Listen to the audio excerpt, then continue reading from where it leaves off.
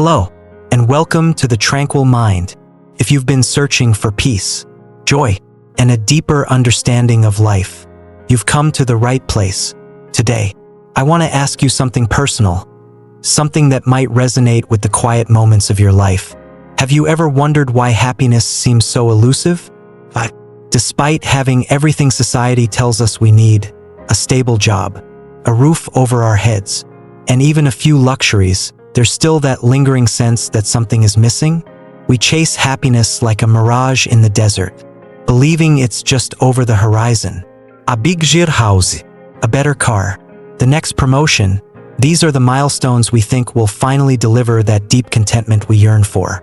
But as soon as we reach them, the feeling slips away, and we set our sights on the next goal. It's a cycle, isn't it? We work tirelessly, striving for a sense of fulfillment, only to find ourselves wondering, is this all there is? Let me share a story with you. There was a man, let's call him John. John had everything society deems as successful. He was the CEO of a thriving company, lived in a sprawling mansion, and drove a luxury car that turned heads wherever he went. On the surface, he seemed to have it all. But one night, as he sat alone in his extravagant home, sipping an expensive whiskey, a thought crept into his mind. Why am I still unhappy? He brushed it off, attributing it to stress or maybe just a bad day. But the feeling persisted. The laughter of his children felt distant. His achievements seemed hollow. The accolades that once excited him now felt like dust slipping through his fingers. John's story might sound extraordinary, but it's not. In fact, it's eerily common. We've all had moments when the things we've worked so hard to achieve feel underwhelming. That's because happiness isn't something you can measure in dollars or possessions. It isn't a destination you arrive at after ticking off every box on your checklist. So, what is it? That's what we're here to explore today. But before we dive into the wisdom of Buddhism and its timeless teachings, I want to acknowledge something important. Life in the modern world is overwhelming. Every day, we're bombarded with messages telling us what we should want, who we should be, and what we should buy. Think about it. How often do you scroll through social media and find yourself comparing your life to someone else's highlight reel? It's easy to get lost in this race to keep up. But let me tell you something that may surprise you. The Buddha, over 2.500 years ago, predicted this very struggle, not with Instagram or TikTok, of course, but with the human tendency to seek happiness in the wrong places. He taught that chasing external validation, whether through material wealth, recognition, or even relationships, can only bring fleeting moments of pleasure, not lasting happiness. Why? Because these things are impermanent. They're like trying to build a sandcastle at the edge of the sea. The waves will always wash it away. Now, I know what you might be thinking. If happiness isn't in these things, then where is it? How do I find it? That's exactly what we'll uncover together. Here's a hint. The answers aren't out there. They're within you. Before we go further, let me tell you why I care so deeply about this topic. Like many of you, I've experienced the ups and downs of life, the heartbreaks, the moments of triumph, the quiet nights of doubt. There were times when I thought, if I can just achieve this one thing, I'll finally be happy. But each time I achieved it, the feeling was temporary, and the search began again. It wasn't until I stumbled upon the teachings of Buddhism that I began to see things differently. The Buddha's words weren't just ancient wisdom. They were a mirror reflecting my own struggles and, more importantly, a guide out of the maze. One teaching in particular struck me. With a pure mind, happiness will follow you like a shadow that never leaves. Think about that for a moment. The key isn't in changing your circumstances, it's in transforming your mind. Let me share another story. There was a young woman named Sarah. Sarah had always been ambitious, chasing career goals with laser focus. She climbed the corporate ladder quickly, but with each promotion, her anxiety grew.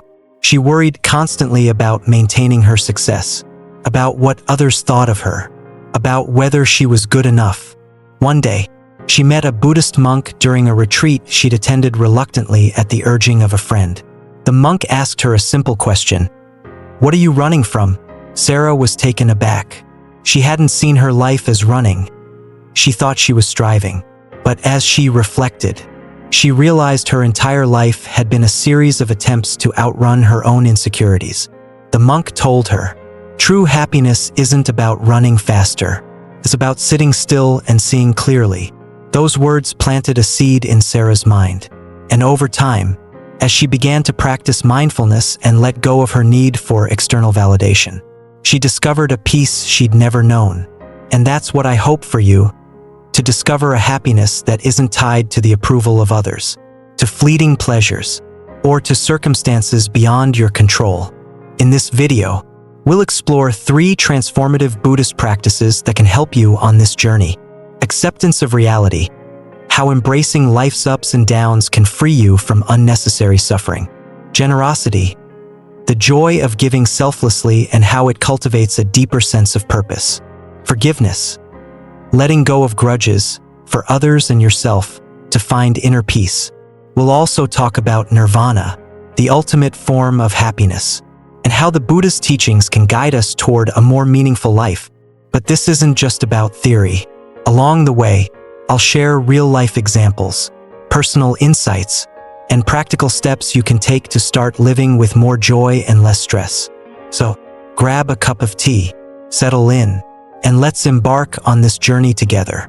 By the end of this video, I hope you'll feel not just inspired but empowered to take the first steps toward a happier, more tranquil life. Are you ready? Let's dive in. Happiness is one of the most misunderstood concepts of modern life. We often confuse it with pleasure, believing that a fleeting moment of joy is the same as lasting contentment. But are they truly the same? To answer that, we need to look deeper not just into our lives, but into the timeless wisdom of the Buddha. Happiness versus pleasure, the great misunderstanding. Imagine a man who's just bought his dream car, a sleek, shiny convertible that turns heads wherever he goes. For the first few weeks, he's ecstatic. Every time he starts the engine, he feels a surge of pride. But then, a newer model is released. Suddenly, his once prized possession feels outdated, and the joy it brought begins to fade. This is the nature of pleasure. It's temporary, fleeting, and often tied to external circumstances. Happiness, on the other hand, isn't something you can park in your driveway or wear on your wrist. It's a state of being that comes from within. Let me tell you about Mark, a successful businessman who seemed to have it all.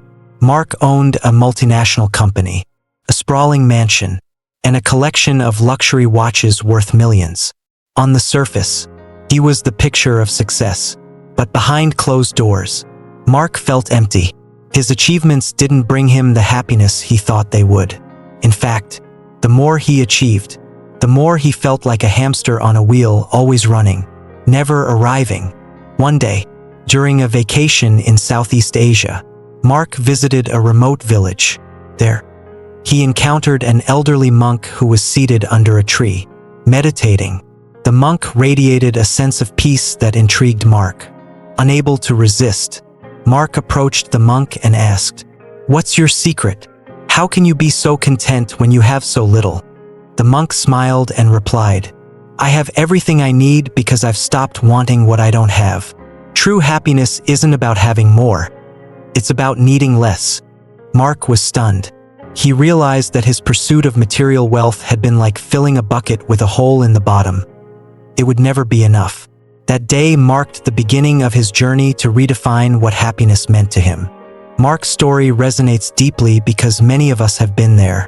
We've worked tirelessly to achieve something, a promotion, a new house, a degree, only to find that the joy it brings quickly fades. I felt this too. There was a time in my life when I believed that a better salary or a bigger home would solve all my problems. But the more I acquired, the more I realized that true happiness wasn't something I could buy or achieve. It was something I had to cultivate. The Buddha's teachings explain why this is so. According to him, pleasure is like a flame. It flares up brightly but burns out quickly.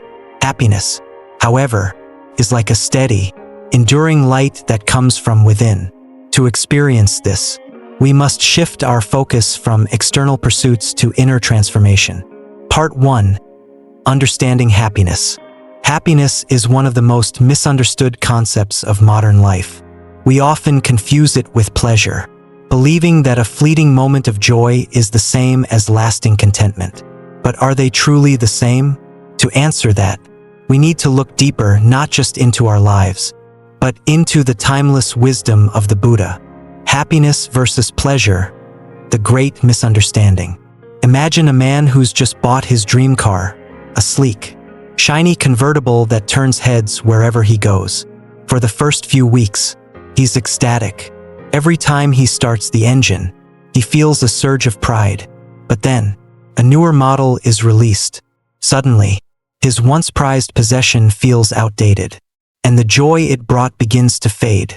This is the nature of pleasure. It's temporary, fleeting, and often tied to external circumstances. Happiness, on the other hand, isn't something you can park in your driveway or wear on your wrist. It's a state of being that comes from within. Let me tell you about Mark, a successful businessman who seemed to have it all. Mark owned a multinational company, a sprawling mansion, and a collection of luxury watches worth millions. On the surface, he was the picture of success, but behind closed doors, Mark felt empty. His achievements didn't bring him the happiness he thought they would. In fact, the more he achieved, the more he felt like a hamster on a wheel, always running, never arriving. One day, during a vacation in Southeast Asia, Mark visited a remote village. There, he encountered an elderly monk who was seated under a tree, meditating. The monk radiated a sense of peace that intrigued Mark. Unable to resist, Mark approached the monk and asked, "What's your secret? How can you be so content when you have so little?" The monk smiled and replied, "I have everything I need because I've stopped wanting what I don't have. True happiness isn't about having more. It's about needing less." Mark was stunned.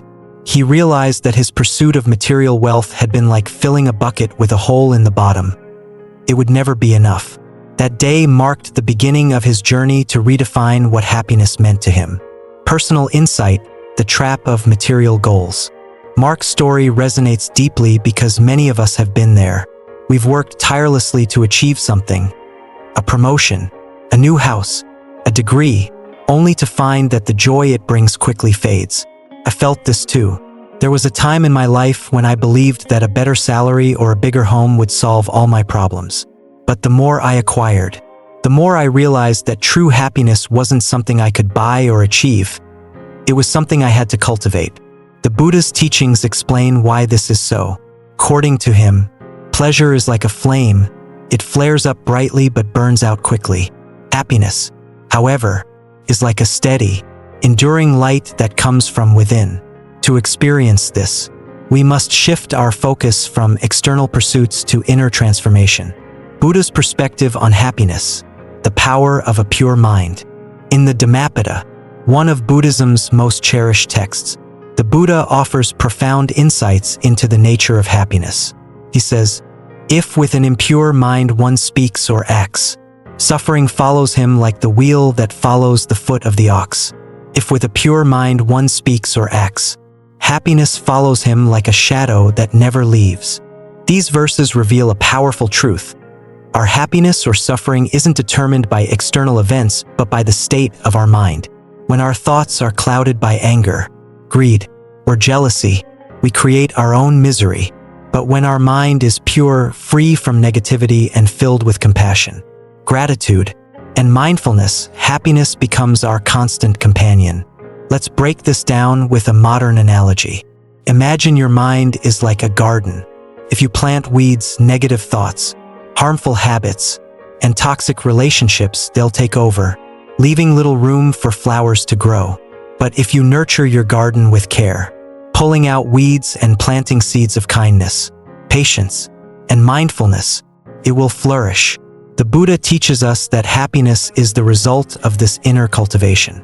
In today's world, distractions are everywhere. Social media, endless notifications, and the pressure to do it all can leave our minds cluttered and restless. I've often found myself scrolling through my phone late at night, comparing my life to others, only to feel worse afterward. These distractions cloud our minds, pulling us away from the present moment and into a cycle of comparison and dissatisfaction.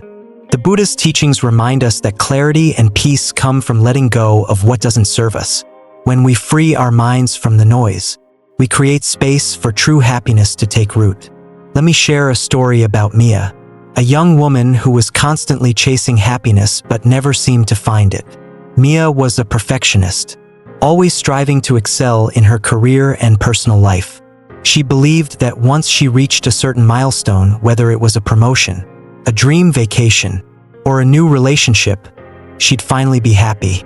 But no matter how much she achieved, something always felt missing. One day, feeling overwhelmed, Mia decided to take a mindfulness class. The instructor asked the participants to sit quietly and focus on their breath. At first, Mia found it excruciating. Her mind raced with thoughts of work, to-do lists, and what she should have said in an argument the day before. Then the instructor said something that struck a chord. Happiness isn't in the next moment. It's in this one. Stop chasing and start being. Over time, Mia began to practice mindfulness regularly. She learned to appreciate small joys, a cup of tea, a kind word from a colleague, the warmth of the sun on her skin. By letting go of her need for perfection and focusing on the present, she discovered a sense of peace she'd never known. Mia's journey mirrors the Buddha's wisdom. When we purify our minds, letting go of negative thoughts and embracing mindfulness, we free ourselves from the cycle of dissatisfaction. This doesn't mean we stop striving for goals or enjoying life's pleasures. It means we stop depending on them for our happiness. The Buddha's words remind us that happiness isn't about what we have. It's about how we think and act. By cultivating a pure mind, we can find joy even in the simplest moments. Part 2: Practical Steps to Happiness. In the last section, we explored the distinction between fleeting pleasures and enduring happiness, as well as the role of a pure mind in cultivating joy. Now, it's time to dive into actionable steps that can transform your daily life. These steps, rooted in Buddhist wisdom, are as relevant today as they were thousands of years ago. They're not about grand gestures or drastic changes. They're about small, consistent actions that lead to profound inner peace. 1. Acceptance of reality, finding freedom in letting go. One of the hardest truths to accept is that life is unpredictable. There are moments of joy and moments of sorrow, triumphs and losses, connections and separations. Yet, many of us resist this reality, clinging to the idea that life should always be smooth and fair. The Buddha taught that suffering arises not from life's hardships but from our resistance to them. Let me share a story that captures this beautifully. The widow who chose growth over despair. Maria was a devoted wife and mother, living a life filled with love and laughter. But one day, her world was shattered. Her husband, the love of her life, passed away unexpectedly. Overwhelmed with grief, Maria struggled to move forward. She couldn't understand why life had been so cruel to her.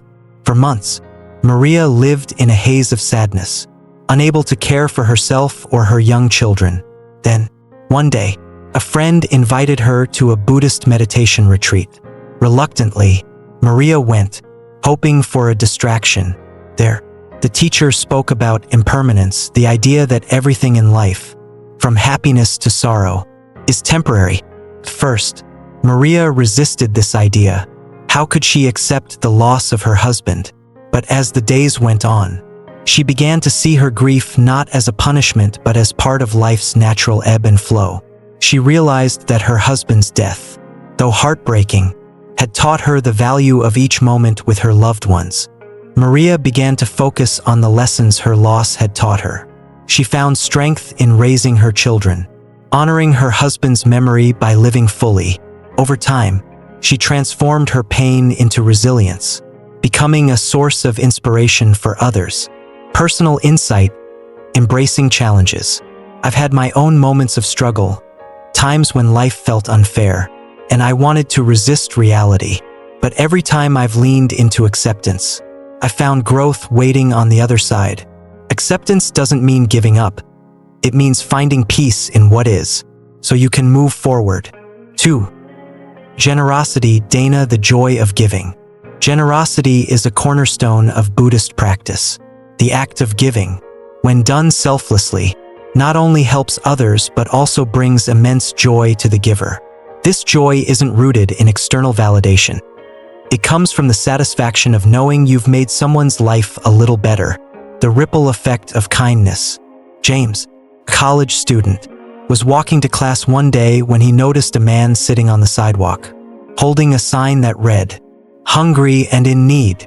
James didn't have much himself, just a packed lunch his mom had made for him. But something compelled him to stop. He handed the man his lunch and sat down to chat. The man, named Ben, shared his story. He'd lost his job during an economic downturn and was struggling to get back on his feet. James listened, offering words of encouragement. That small act of kindness sparked a friendship. Over the next few weeks, James helped Ben find a shelter and eventually a job at a local store. Years later, Ben reached out to James, saying, "That one lunch you gave me changed my life. It wasn't just the food, it was the hope you gave me." Personal insight, the power of giving. I remember a time when I volunteered at a local food bank. Seeing the gratitude in people's eyes reminded me that generosity isn't about how much you give but the intention behind it. Even the smallest act can create ripples of change. 3. Forgiveness, freeing your heart. Forgiveness is one of the most liberating acts we can perform, not for others, but for ourselves. Holding on to anger or resentment is like carrying a heavy burden. The Buddha taught that forgiveness allows us to let go of this weight, creating space for happiness to flourish. A tale of two siblings. Emma and Jack had been inseparable as children, but as they grew older, a misunderstanding tore them apart. Years passed, and neither reached out to the other, each holding onto their anger. Their parents often tried to mend the rift, but both refused to budge. One day, their father fell seriously ill. On his deathbed, he called Emma and Jack together, pleading with them to reconcile. "Life is too short to hold on to pain," he said. His words struck a chord. For the first time in years, Emma and Jack talked, really talked. They shared their hurt, their regrets, and their love for each other. Forgiving each other wasn't easy, but it was worth it. They realized that their bond was stronger than the conflict that had divided them. From that day forward, they vowed to cherish their relationship. Personal insight, the challenge of forgiveness. I've struggled with forgiveness in my own life. It's not easy to let go of hurt, especially when you feel wronged. But every time I've chosen forgiveness, I felt a sense of freedom and peace that anger could never bring. 4. Mindfulness and meditation, cultivating a pure mind. If acceptance, generosity, and forgiveness are the building blocks of happiness, mindfulness and meditation are the tools that help us put them into practice. By training our minds to stay present, we can reduce anxiety, improve focus, and connect more deeply with ourselves and others. A working mother's journey to peace. Sarah, a working mother of 2, was constantly overwhelmed. Between her demanding job and her family responsibilities, she felt like she was always running on empty. She tried everything: self-help books, exercise, even therapy, but nothing seemed to ease her stress. One day, a friend suggested she try mindfulness meditation. Skeptical but desperate, Sarah agreed. She started small, setting aside just 5 minutes a day to sit quietly and focus on her breath. At first, it felt impossible. Her mind raced with thoughts of deadlines and dinner plans. But over time, she noticed a change. Those 5 minutes became her sanctuary, a space where she could let go of her worries and simply be. As Sarah's mindfulness practice grew, so did her sense of balance. She found herself more patient with her children, more focused at work, and more at peace with herself. Meditation didn't solve all her problems, but it gave her the clarity and strength to face them. Personal insight, the power of stillness. When I first started meditating, I didn't think I could do it. Sitting still felt like a waste of time. But as I persisted, I began to notice subtle changes, a greater sense of calm, a deeper connection to the present moment.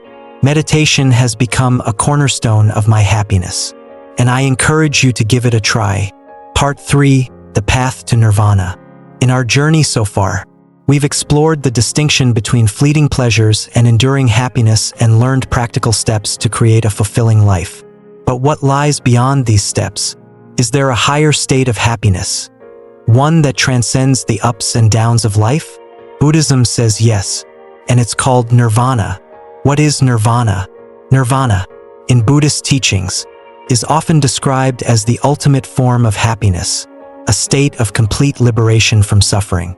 The word itself means to extinguish, like blowing out a flame.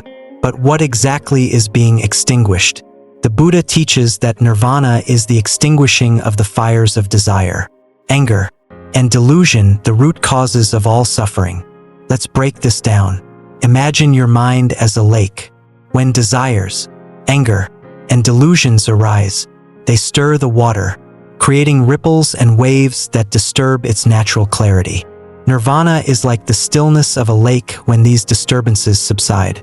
It's a state of profound peace, where the mind is free from the endless cycle of craving and dissatisfaction.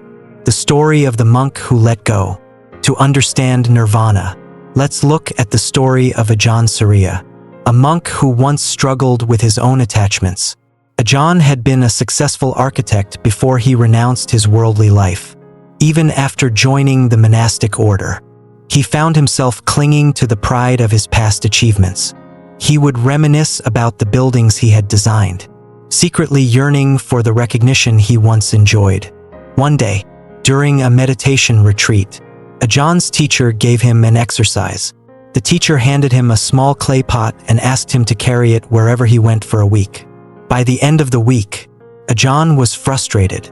The pot was cumbersome, and he couldn't focus on his practice because he was constantly worried about dropping it. The teacher then asked him, "How do you feel about the pot?" Ajahn replied, "I hate it. It's a burden."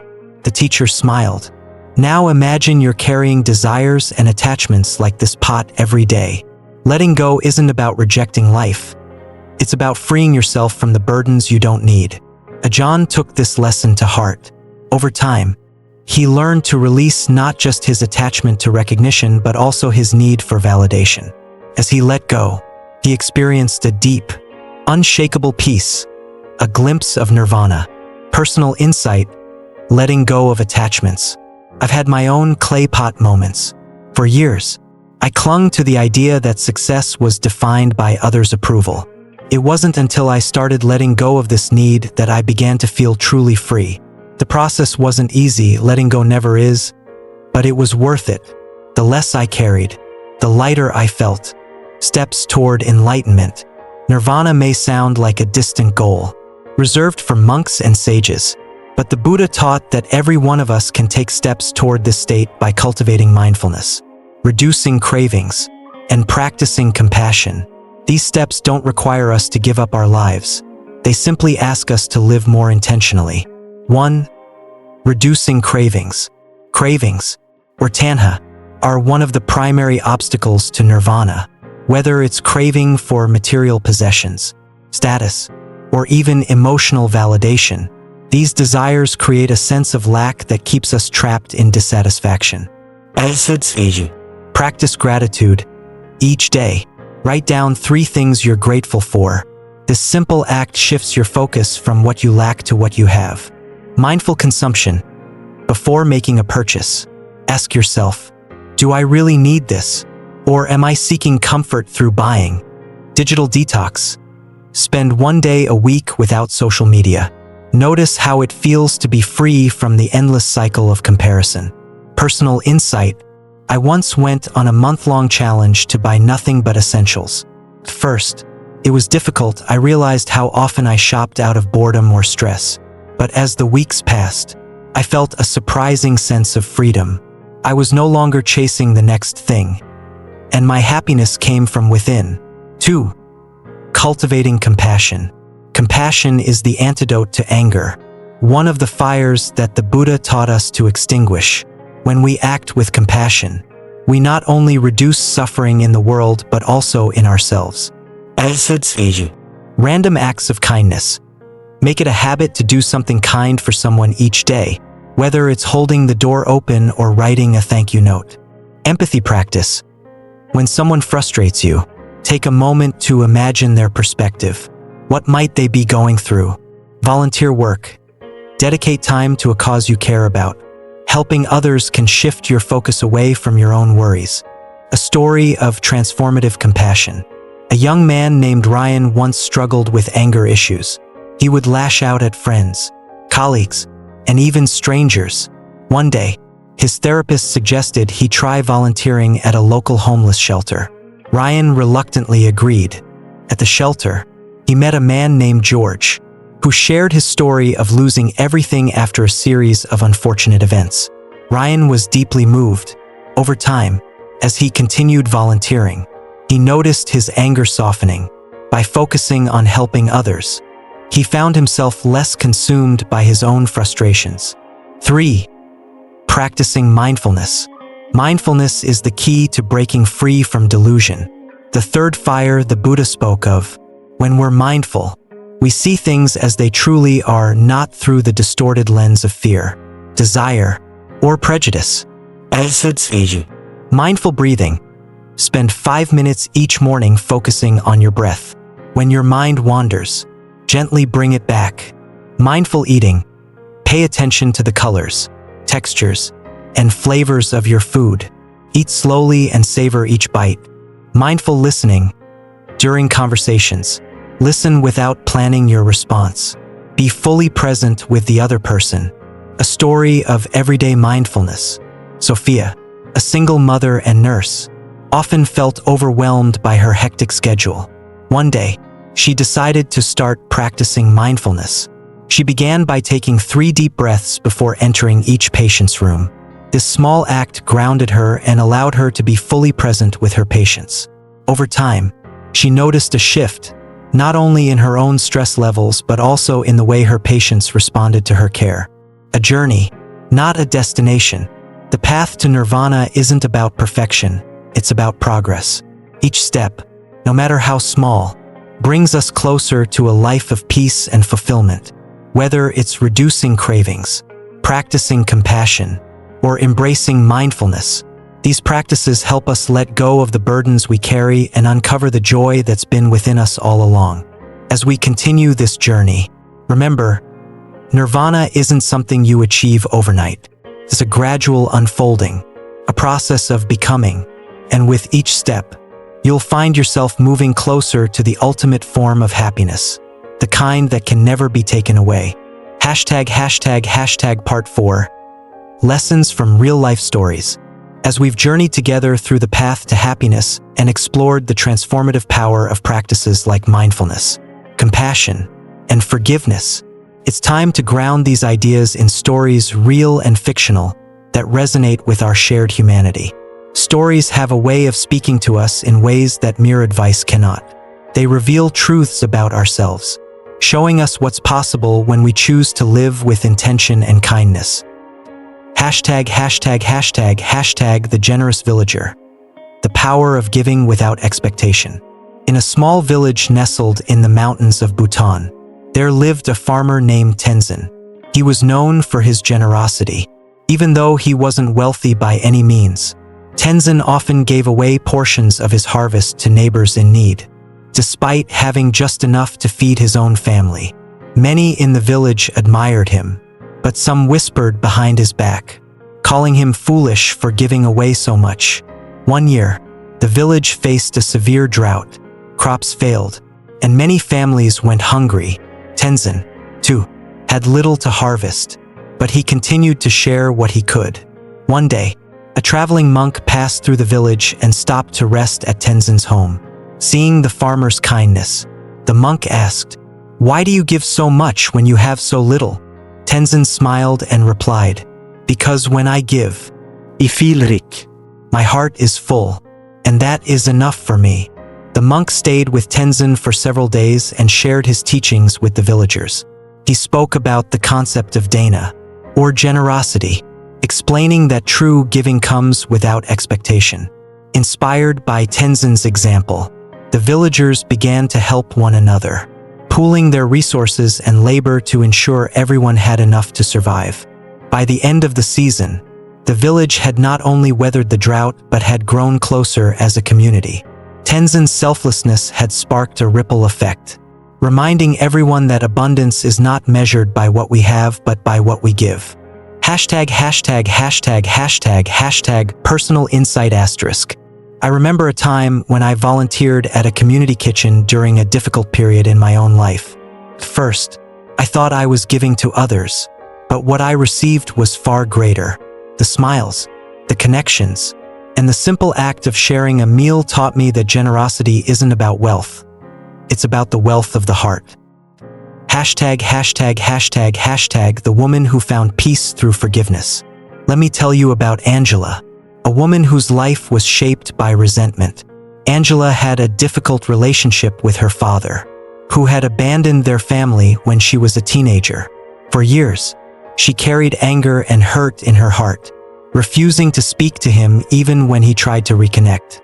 One day, Angela received a call from her father's caregiver, informing her that he was gravely ill.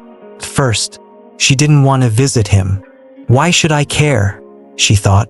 But something inside her softened, a small voice urging her to go, not for him, but for herself.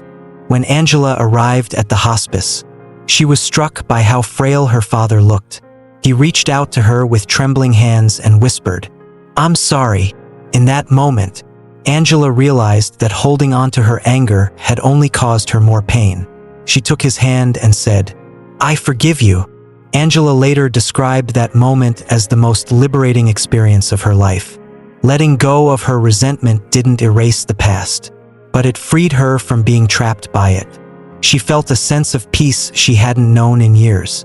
Hashtag personal insight asterisk. Forgiveness isn't easy. I've struggled with it myself, holding on to grudges that felt justified. But every time I've chosen to let go, I felt a weight lifted off my shoulders. Forgiveness isn't about excusing someone's actions. It's about freeing yourself to move forward. Hashtag the unexpected teacher. A story of compassion. There's a story in Buddhist tradition about a young monk named Jaya who was sent to live in a remote monastery. The abbot there was known for his strict discipline, and Jaya struggled to adapt. One day, while cleaning the temple, Jaya noticed an elderly beggar sitting outside, shivering in the cold. The beggar asked for food, but the monastery rules forbade giving to outsiders. Jaya couldn't bear to see the man suffer, so he sneaked some food to him. When the abbot found out, Jaya expected to be punished. Instead, the abbot said, "You've broken the rules." "But you've honored the spirit of compassion. Remember, the purpose of our practice isn't to follow rules blindly. It's to awaken kindness in our hearts."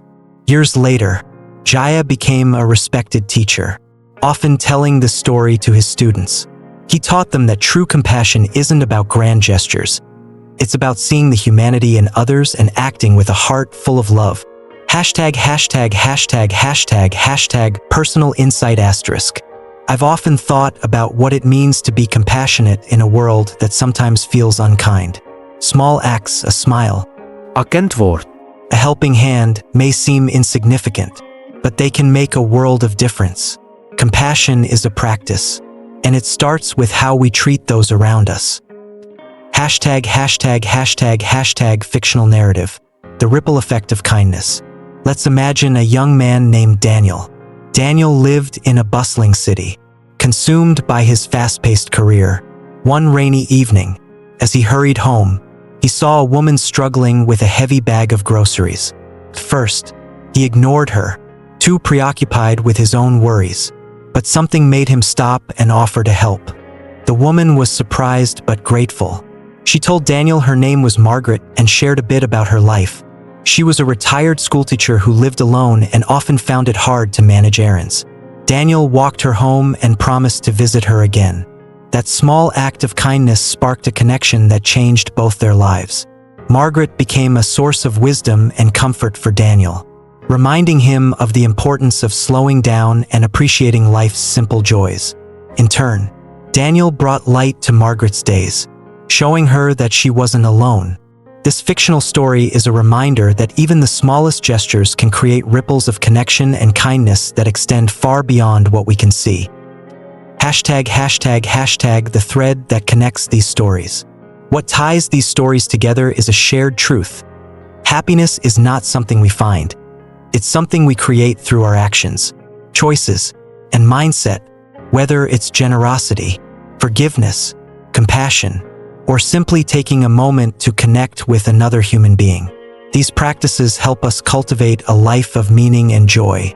As we reflect on these lessons, let's remember that the teachings of Buddhism are not abstract ideas. They are living practices, grounded in the everyday moments that shape our lives.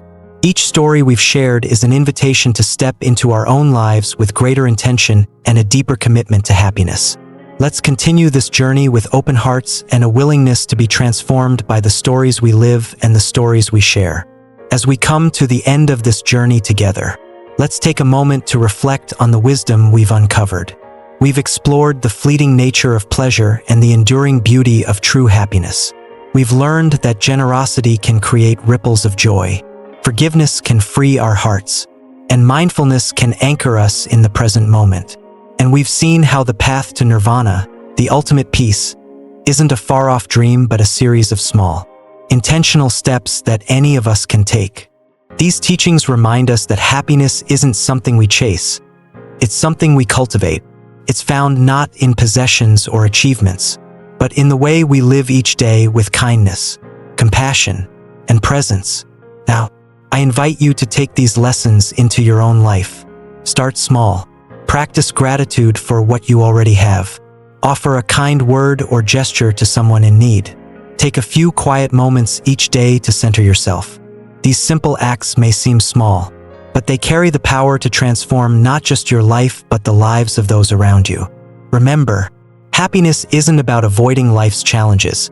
It's about embracing them with an open heart.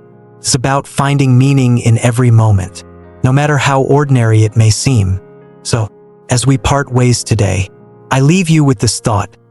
Happiness isn't found in what we own, but in how we live. Let's embark on this journey together toward a tranquil mind and a joyful heart. Thank you for joining me here on the Tranquil Mind. Until next time, may you walk your path with peace, purpose, and boundless joy. See you soon.